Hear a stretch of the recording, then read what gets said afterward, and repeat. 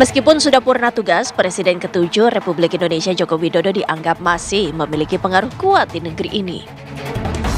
Di masa kampanye pemilihan kepala daerah, rumah Jokowi di Solo, Jawa Tengah kerap kali disambangi oleh para calon kepala daerah. Ridwan Kamil, calon gubernur Jakarta nomor urut 1, sowan mendatangi kediaman Jokowi di Solo, Jawa Tengah dengan alasan ingin meminta nasihat menjadi seorang pemimpin yang baik. Begitupun dengan calon gubernur Jawa Tengah nomor urut 2. Sepulangnya Jokowi dari Jakarta lepas masa bakti, Ahmad Lutfi langsung menemui Presiden ke-7 RI itu.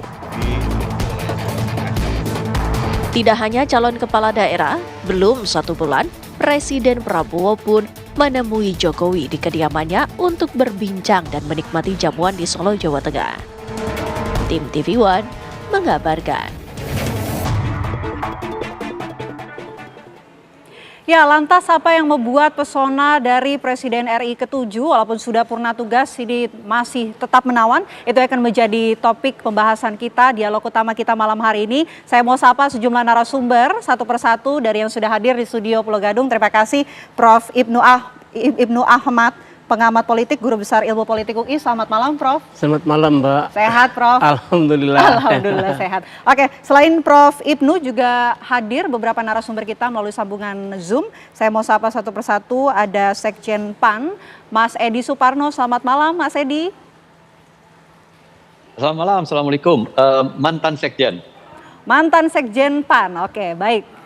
Selain juga Mas Edi Suparno, saya mau sapa narasumber kita lainnya, ada Mas Aryo Seno Bagaskoro, juru bicara PDI Perjuangan. Selamat malam, Mas Seno. Selamat malam, Mbak. Selamat malam semuanya. Terima kasih. Sehat ya, Mas Seno? Sehat, alhamdulillah. Oke. Selain Mas Seno dan juga Mas Edi, ini ada narasumber kita lain, ada Mas Handoko, Sekjen Projo. Selamat malam, Mas Handoko. Selamat malam, Mbak. Selamat malam semuanya, Mas Edi, Mas Seno. Oke, karena berhubung dari keempat narasumber kita yang hadir di studio TV One Pulau Gadung ini, Prof. Ibnu, kita awali dialog kita ke Prof. Ibnu terlebih dahulu ya. Prof, kita ingin tahu, ini kan sudah purna tugas, 19 hari ya kurang lebih Presiden RI ke-7 sudah purna tugas. Tapi sejumlah calon kepala daerah, termasuk juga dengan Presiden RI Prabowo Subianto menyambangi kediaman Joko Widodo untuk kemudian meminta arahan, masukan begitu. Apa yang sebetulnya terjadi, Prof. Ibnu? Berarti Pak Jokowi selaku mantan presiden masih memiliki pengaruh ya di pemerintahan ya. Mengapa demikian? Pertama dari segi waktu kan baru 19 hari.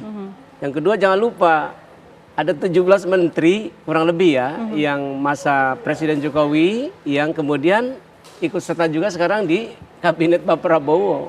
Kan begitu, artinya masih hubungannya masih kuat tuh. Kemudian ada faktor lain, menurut saya Kapolri masih tetap kan belum berganti. Artinya Kapolri pada masa Pak Jokowi sekarang juga berlanjut kepada masa Presiden Prabowo kan begitu. Panglima TNI juga saya kira demikian. Jadi pemerintahan yang sekarang berlanjut ini, yang berlangsung sekarang ini di bawah kepemimpinan Pak Prabowo, saya kira banyak orangnya masih orang Pak Jokowi, jadi wajarlah banyak orang yang masih sowan ke beliau, ke Pak Jokowi. Termasuk Pak Prabowo sendiri. Jangan lupa Pak Prabowo dulu menhannya pada zaman Pak Presiden Jokowi kan, begitu.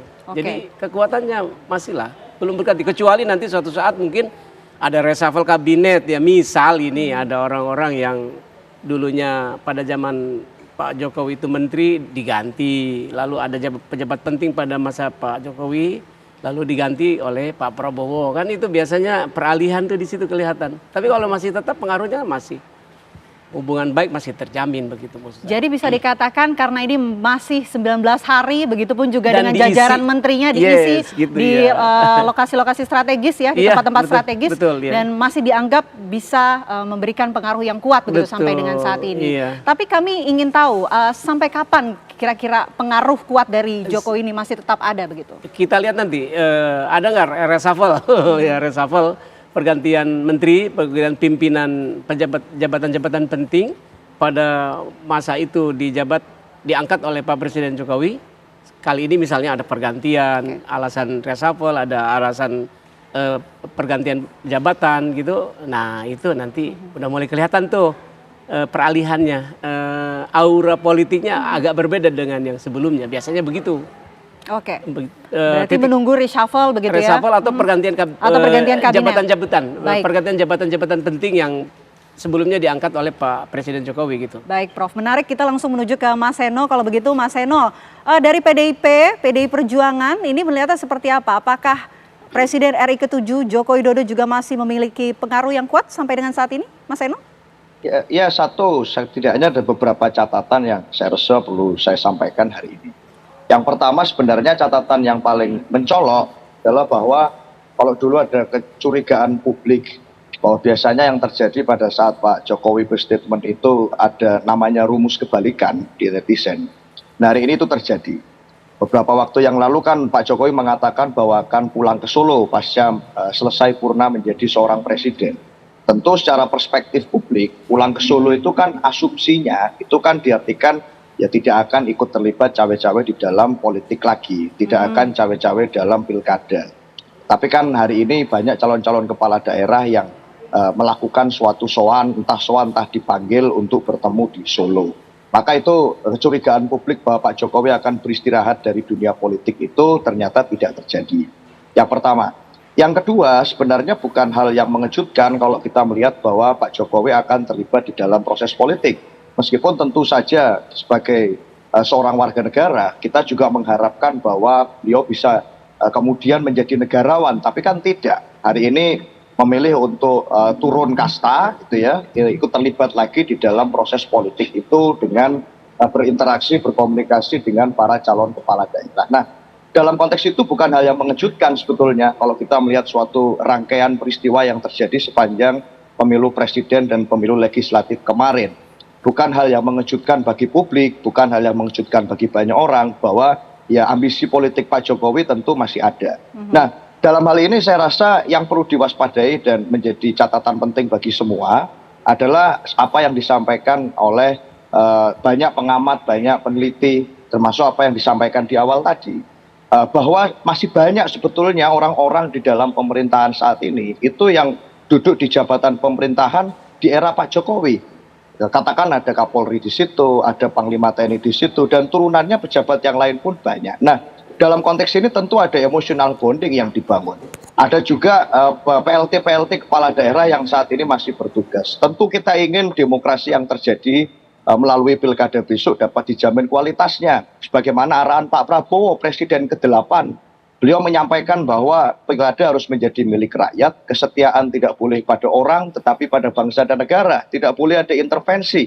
Maka kita mengharapkan betul jangan sampai hanya karena kemudian ada calon-calon yang datang bertemu dengan Pak Jokowi, lalu kemudian netralitas dari penyelenggara pemilu, dari aparat negara itu kemudian dipertanyakan pada saat pemilu besok. Kita berharap agar pemilu tetap menjadi rakyat, menjadi milik rakyat, pemilu tetap bersemangatkan demokrasi substansial dan tidak dilakukan cawe-cawe karena ada emotional bonding tertentu antara pejabat-pejabat pemerintah existing dengan pilihan politik Pak Jokowi. Saya rasa kita sepakat dengan pernyataan Pak Prabowo tentang netralitas pemilu. Itu catatan kami, Mbak. Oke. Sebagai pembuka. Itu catatan dari PDI Perjuangan. Saya mau ke Mas Edi Suparno. Kalau begitu Mas Edi, ini untuk menjawab begitu catatan dan juga ada tudingan yang disampaikan oleh PDI Perjuangan mengenai adanya netralitas aparat ini seperti apa, Mas Edi? Ya pertama, sekarang kan kita tahu bahwa pemilu, pilpres, apalagi pilkada sekarang ini itu kan transparan. Berbagai kegiatan aktivitas, terutama jika ada aparat berpihak, ya ada yang tidak netral, itu kan sangat terlihat transparan dan itu bisa langsung diadukan.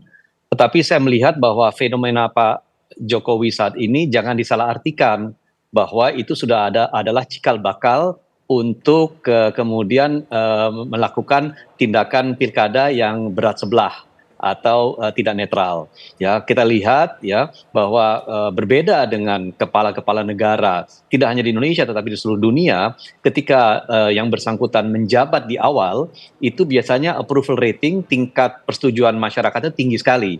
Ya, popularitasnya masih sedang-sedang saja.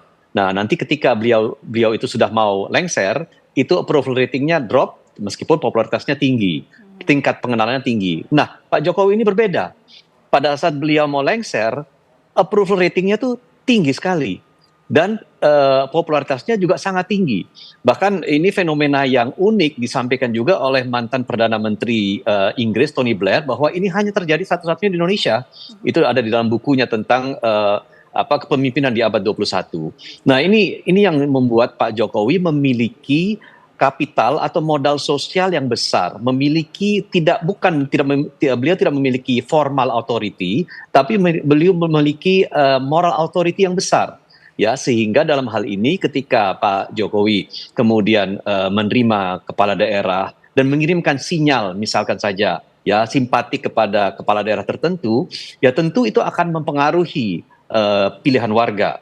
Nah, apakah kemudian warga akan memilih sesuai dengan apa yang kemudian dipersepsikan, itu masalah kedua. Tetapi karena beliau memiliki pesona dan menjadi idola masyarakat sampai dengan saat ini, saya kira itu memiliki pengaruh dan bisa kemudian membuat masyarakat merubah pilihannya atau menguatkan pilihannya kepada siapa yang dianggap didukung oleh Pak Jokowi. Ya, apalagi masyarakat tertentu saat ini masih sangat puas dengan Pak Jokowi karena misalnya satu, beliau berhasil membangun infrastruktur dengan baik, ya, dan masyarakat kelas paling bawah yang masyarakat prasejahtera itu amat sangat merasakan sentuhan Pak Jokowi terkait bansos yang diberikan secara terus-menerus, ya, itu masih melekat. Ya, dan itu yang saat ini bisa sangat dijadikan modal sosial jika memang Pak Jokowi menunjukkan simpatinya, dukungannya kepada calon pilkada tertentu. Oke, itu dia tadi dari Mas Edi Suparno. Mungkin nanti setelah jeda saya mau ke Pak Handoko ya untuk mendengar sejauh ini Projo bagaimana kemudian, masihkah kemudian berkomunikasi dan apa yang dilakukan oleh Projo setelah Presiden RI ke-7 ini sudah tidak bertugas ataupun purna tugas. Nanti kami akan menuju ke Pak Handoko. Usai jeda kami kembali sesaat lagi pemirsa, tetaplah bersama kami di Apa Kabar Indonesia Malam.